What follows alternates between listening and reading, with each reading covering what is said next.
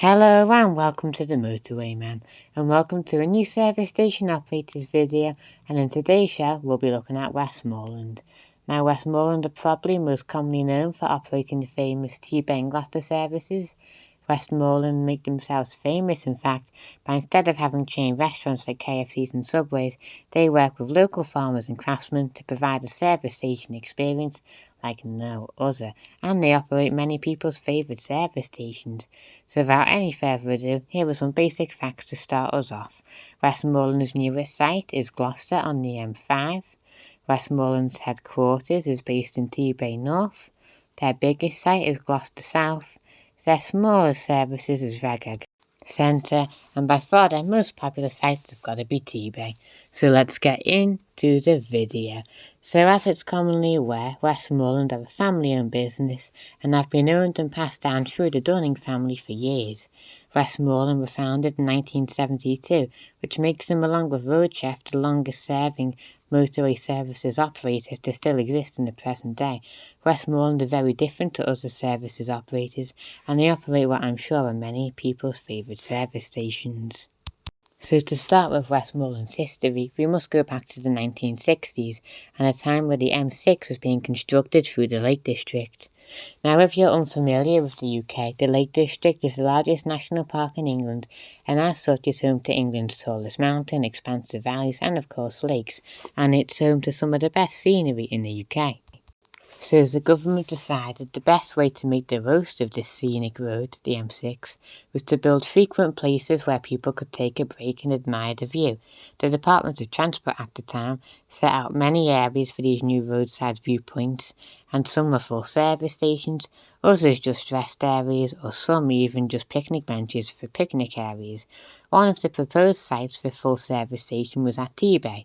None of the big names, however, like Forte or Granada, wanted to develop it because of the reasons that building a service station on top of a mountain was rather difficult, and it was likely to be quite a tough task.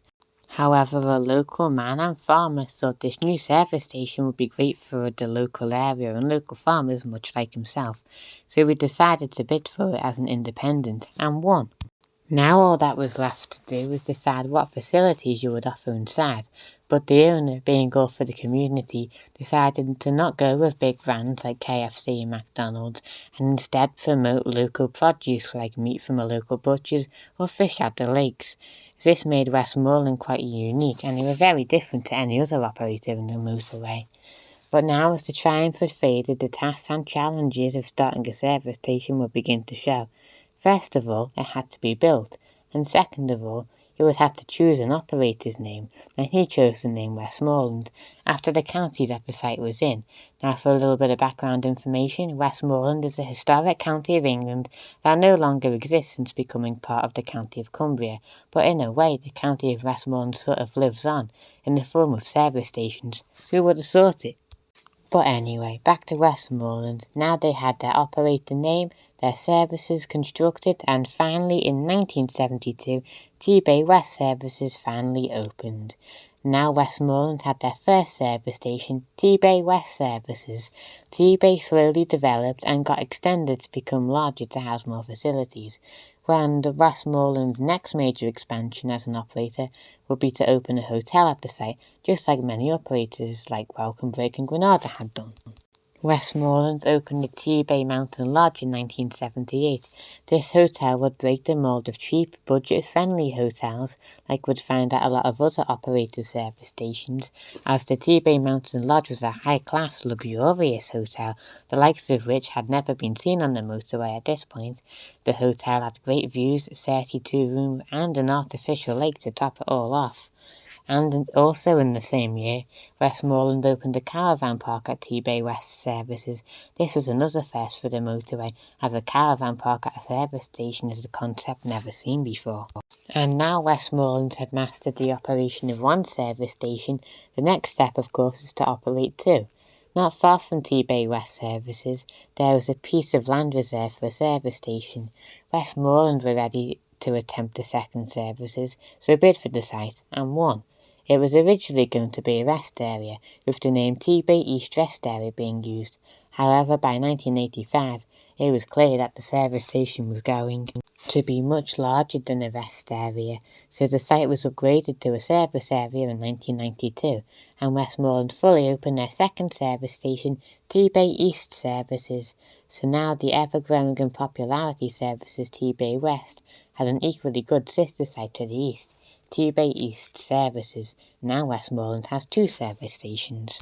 It's also important to note that Westmorland built and operated a truck stop called Junction 38 Truckstop around this time, so that truck drivers had a place to rest and enjoy. And even in 1995, as the world of service stations were in crisis with the start of the fall of the mighty Granada, learn about that in my Rise and Fall of Granada episode, Westmorland's Tebay services was doing just fine, and they were even gaining in popularity. And around the 1990s is when Westmorland we know today truly emerged as the popular service station operator most people know and love. In 1997, another key change occurred, and Westmorland changed their hotel name from the Tebay Mountain Lodge to the Westmorland Lodge to begin to promote their operator name. Now Westmorland were popular, they wanted to expand to other service stations, but also wanting to keep their ethos of sustaining the environment. They opened Reghead Centre services in 2000. Do apologise if I'm pronouncing that wrong, by the way. It's a really tricky word to pronounce. This services focuses more on the environment and views than it does facilities. It can be found on the A66 and is certainly not the typical services that you would expect. And throughout the 2000s, Westmorland continued to grow, and by 2010 it was certainly very popular. In 2011, Westmorland were given planning permission to build Gloucester services on the M5, and construction began on Gloucester services in 2013. Gloucester services was opened in 2014 and 2015, and as we can see, it's a really nice service station, again continuing Westmorland's theme of aiding the local community and promoting the local area. Everything in this service station is locally sourced, and Gloucester Services is basically a better version of Tebay. And it's also important to say that also occurring in 2014, Westmorland purchased Cairn Lodge services for an undisclosed amount of money. This made Cairn Lodge the only service station to be bought by Westmorland, as they had personally constructed all the rest.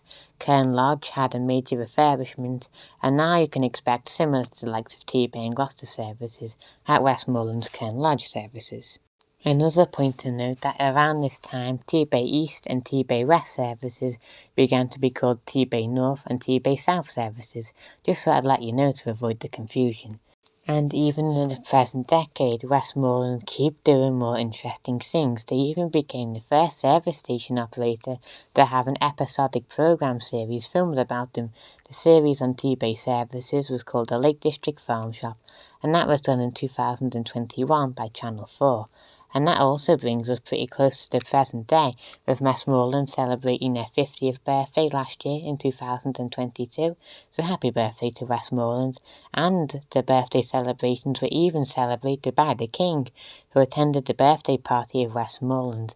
And fun fact, it is believed that His Majesty King Charles III's favourite service station is none other than Tebay. So there you go, how interesting. So anyway, that brings us to today and the future of Westmorland. So I'm happy to announce the development of Tatton services on the M56 at Junction 7 and 8. Tatton services will again focus on the environment, and when opened, Tatton will be one of the most environmentally friendly services around. So as you can see from the pictures, it looks really nice as well. So next up, we come to the logo history. So Westmorland, like most of their operation, do things differently. Now yes, they have their orange Westmorland name and logo, and the orange is the colour we associate with Westmorland. However, their name does appear in other colours such as green, blue and red. And for the motorway approach signs, they don't even write their name Westmorland on there at all. Instead, they brand them a farm shop and kitchen. Again, this is very different to how other operators do it. Another thing that's very different is, like I've said lots now, Westmorland don't use the likes of Burger Kings and KFCs. They use local produce and local workers, so what you would find at a normal Westmorland service station would normally vary. The usual amenities, however, should include a farm shop, a fish market, a cheese counter, butchers, carveries, and you'd probably find something like a gift shop to buy overpriced memorabilia. So next, the following are all Westmorland service stations, and I've put them in the order they were built as well. Tebay North, Tebay South, Junction 38 Truckstop, Redhead Centre, sorry for the pronunciation, Gloucester North, Gloucester South, Cairn Lodge, and Tatton once it's constructed. And finally we arrive at the motorway man's best. So I must say that if you're going to visit a Westmorland service station, then you should go to Gloucester. Gloucester has everything Tebay has, and it's bigger, quieter, and generally just a bit better. So as my favourite Westmorland service station, I would recommend Gloucester. Obviously you have to go to Tebay if you're a service station enthusiast. I mean, you can't be wrong without visiting, of course. But as Gloucester services is the best, you'd probably get a bit more quieter experience, but you can visit them both, so why not do so? So yeah, I've got to say, if you have to go to a Westmorland site, go to Gloucester. If you want to be a true enthusiast, go to them both. That's the motorway man's expert tip there.